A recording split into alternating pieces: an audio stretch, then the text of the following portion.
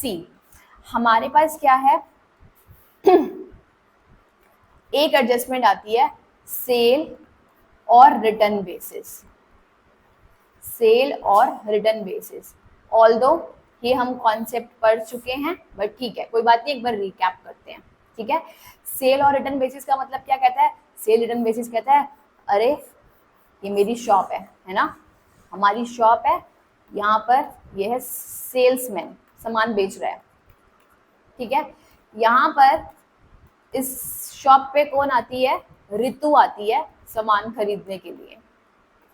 ठीक है, अब ये सेलमैन क्या बोल रहा है, मैडम आप क्या करो, 3-4 पीसेस ले जाओ, आप ले जाओ, आपको जो पसंद आए आप रख लेना, नहीं पसंद आए तो वापस दे जाना।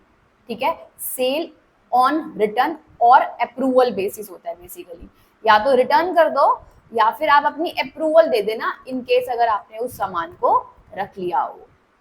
ठीक है, अब ये XYZ शॉप है, ठीक है, इसने इसको सामान दे दिया, सामान दे दिया इसको।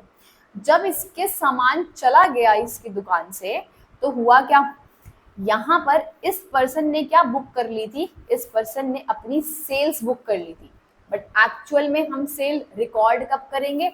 जब ये ऋतु अपनी अप्रूवल दे देगी, तभी तो एक्चुअल में सेल मानी जाएगी ना, कि हाँ उसने बोला हाँ हाँ मैडम 3 पीस में से मैंने 2 पीस रख लिए हैं, है ना, और रिमेनिंग 1 पीस नहीं रखा, या वॉट एवर जो भी उसने रख लिया। जब वो अप्रूवल देगी तभी सेल कंसिडर करेंगे।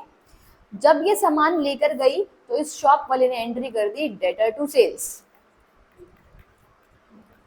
ठीक है, इसको ईयर एंड पे 2 एंट्रीज पास करनी होती हैं। ईयर एंड पर 2, सपोज करो ये जो सामान लेकर गई, ये लेकर गई 23 मार्च को लेकर गई। ठीक है, और 2 वीक का टाइम था, 15 दिन दिए थे इस सेलमैन ने ऋतु को कि मैडम 15 दिन में बता देना। ठीक है, लेकिन बीच में आ गया ईयर एंड, दैट इज 31 मार्च, बीच में आ गया 31 मार्च। अब 31 मार्च को ईयर एंड पे एडजस्टमेंट करनी पड़ेगी। क्या एडजस्टमेंट? हमारे को क्या करना पड़ेगा? रिवर्सल एंट्री करनी पड़ेगी। एक्चुअल में तो वो सेल हुई थी, है ना, एक्चुअल में तो वो सेल ही नहीं हुई, तो entry will be sale to debtor.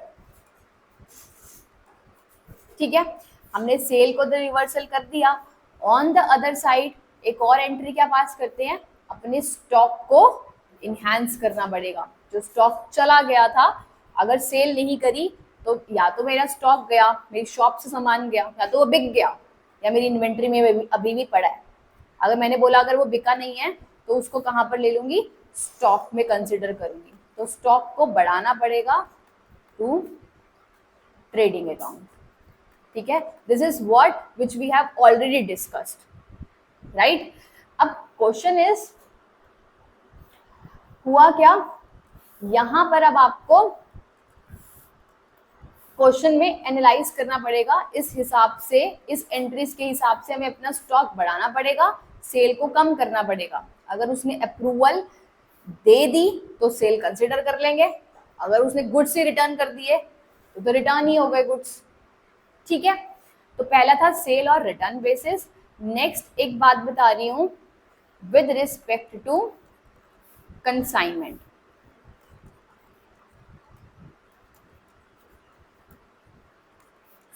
ठीक है, कंसाइनमेंट का कॉन्सेप्ट क्या कहता है, हमने बोला एक हमारी शॉप है दिल्ली में। ठीक है, अब दिल्ली वाले बंदे ने क्या करा, इसका अच्छा खासा काम चल रहा है। ठीक है, इसने बोला चल ऐसा करता हूँ, चंडीगढ़ में मेरे फ्रेंड की शॉप है, तो उसको भी ना सामान डिलीवर कर देता हूँ। उसको क्या बोल के सामान डिलीवर कर रहे हैं, देख ले यार, तू अपनी दुकान पे ना ये रख ले बेडशीट्स, बिक गई तो ठीक है, नहीं बिक गई तो जो तेरे पास सामान बच जाएगा वो वापस दे दियो। This is consignor, consignee. Consignor कौन है? ये जो दिल्ली वाला पर्सन है, जो सामान दे रहा है, किसको? कंसाइनी को। ठीक है, कंसाइनी क्या कर रहा है, सामान को रिसीव्ड कर रहा है, अपने शॉप पर रखेगा, बिकेगा तो ठीक है, नहीं तो वापस दे देगा। अब यहाँ पर है क्या, सारा का सारा सामान कंसाइनर का है, स्टॉक किसका है? कंसाइनर का है। सामान किसका है? कंसाइनर का है। सेल किसकी बुक? अगर ये चंडीगढ़ वाला भी सामान बेचेगा तो सेल कंसाइनी की बुक्स में नहीं रिकॉर्ड करेंगे, सेल है किसकी? एक्चुअल कंसाइनर की। फिर इसको क्या फायदा हो रहा है? इसको सिर्फ और सिर्फ सेल पे कमीशन मिल रही है, ठीक है। ये क्या कर रहा है? ये कमीशन अर्न कर रहा है। कौन? कंसाइनी की कमीशन इनकम होती है, ठीक है। कुल मिला के स्टॉक भी इसका है, सामान भी इसका है, सेल भी इसकी है, ये कमीशन अर्न करेगा अपनी सेल के ऊपर, दिस कंसाइनी। इसको गुड्स क्या हो रहे हैं? रिसीव्ड हो रहे हैं। इसको गुड्स क्या हो रहे हैं? रिसीव्ड हो रहे हैं, समझा। अब अगर कंसाइनर ने क्या करा, सपोज करो कंसाइनर ने 10,000 का माल दे दिया कंसाइनी को। आज अगर इसके पास कुछ सामान अनसोल्ड बिक गया, 10,000 में से 7,000 का सामान बिक गया, 10,000 में से 6,000 का सामान बिक गया, तो इसके गोडाउन में कितना सामान पड़ा हुआ है?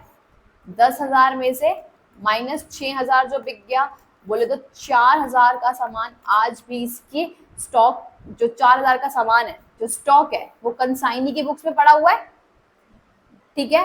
बट क्या ये स्टॉक एक्चुअल में इसका है? द आंसर इज नो, ठीक है। कंसाइनी किस चीज का काम करता है? कंसाइनी करता है, सपोज करो लेडीज गारमेंट्स सोल्ड करता है। इस दिल्ली वाले कंसाइनर ने क्या भेजा? हैंडलूम भेज दिया, बोले तो बेडशीट्स का सामान बेच दिया, है ना। अगर उसने 10 पीस बेडशीट्स के भेजे और जिसमें से उसने 6 बेच दिए, 4 उसके पास, 4 इस कंसाइनी की शॉप पे पड़े हैं पीस, तो एक्चुअल में क्या 4 ये इसका स्टॉक है? आंसर इज नो, ठीक है। तो ये स्टॉक हमारे को कंसाइनी की बुक्स से हटाना पड़ता है। जब ये कंसाइनी अपना क्लोजिंग स्टॉक का वैल्यूएशन करेगा तो ये तो यही देखेगा ना कि भाई लेडीज गारमेंट्स का कितना सामान बच गया, कितनी चीजें बिक गई, कितनी चीजें बच गई। बेडशीट के स्टॉक का वैल्यू ये नहीं करेगा, क्यों? क्योंकि ये एक्चुअल में इसका स्टॉक है ही नहीं। तो इसका जो इसको रिसीव्ड स्टॉक हुआ है, उसको इस स्टॉक को अपने क्लोजिंग वैल्यूएशन ऑफ इन्वेंटरी से हटाना पड़ेगा। बात समझ में आती है? ठीक है। तो ये 2 कॉन्सेप्ट अभी यूज होंगे हमारे with respect to consignment, and the next is sale or return basis. Done? चलो।